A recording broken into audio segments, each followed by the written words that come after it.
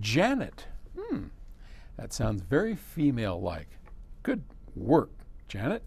She lives in Portola Valley, and we don't often get female audiophiles, so I'm so pleased when we do.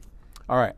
She writes to me, she says, I have owned quad ESL electrostat speakers since 1985, and they've always been perfect for my musical preferences, which are primarily opera and classical music.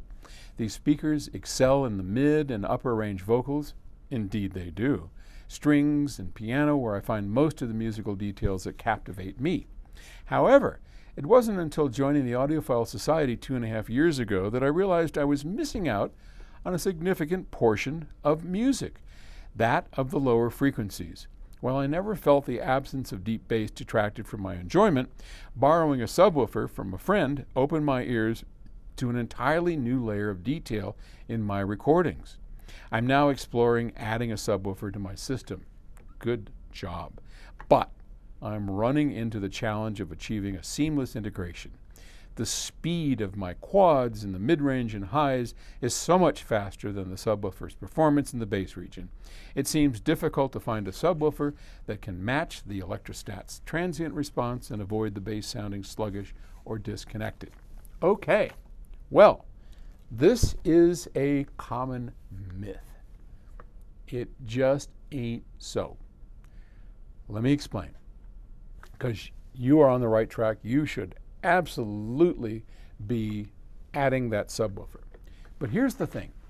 Your quads don't have much bass.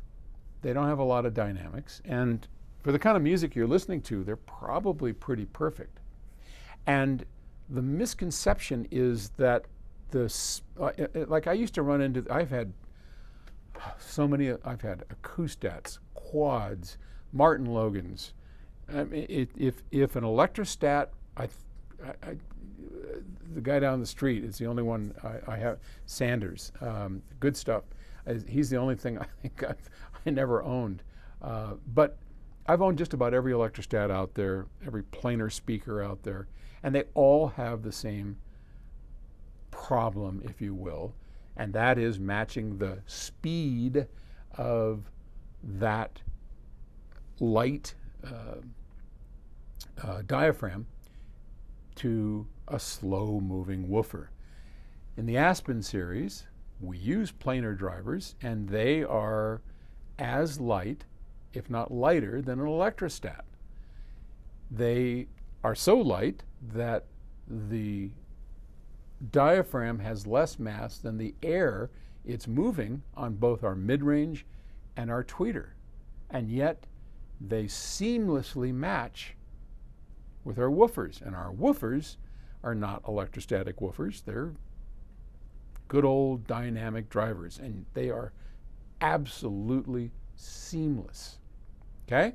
So how does that work? How come our planar drivers, which has as low or lower mass than your electrostat, how come they match perfectly? Well, that's because it has really nothing to do with the speed. It's how high you're taking it, okay? And I have several suggestions for you. A good sub. Now, I hope you're getting a good sub. I mean, there are subs that under no circumstances will ever sound like they're going to integrate with something. Tell you a quick story. First sub that I ever got was an M&K. This is years ago. And it's a pretty crappy sub. I mean, really bad. I remember trying to tune that to my electrostats. And I knew that keeping the crossover frequency low was critical to this, right? So I had it pretty low. And now the trick was, this is before I understood how to position a subwoofer.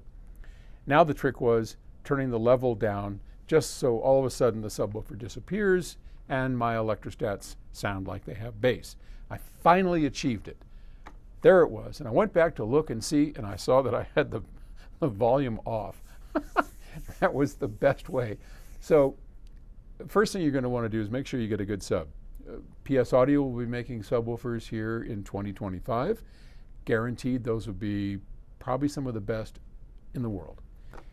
In the meantime, REL, R-E-L, great subs. You can easily integrate it with an electrostat. You're just going to have to do two things.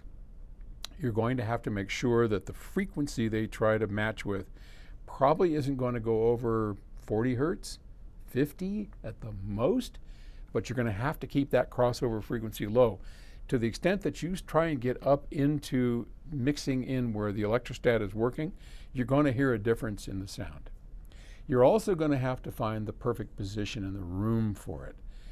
And that's something in this video I'm not going to be able to help you with real quick, so I would recommend getting my Audiophile's guide, going through the setup procedures for a subwoofer, and I think when you do that, you will find that with the right subwoofer set up properly, it's going to not only match the speed of your electrostats, but it's going to make for a whole new listening experience you're going to love. All right? Thanks, Janet. Have fun.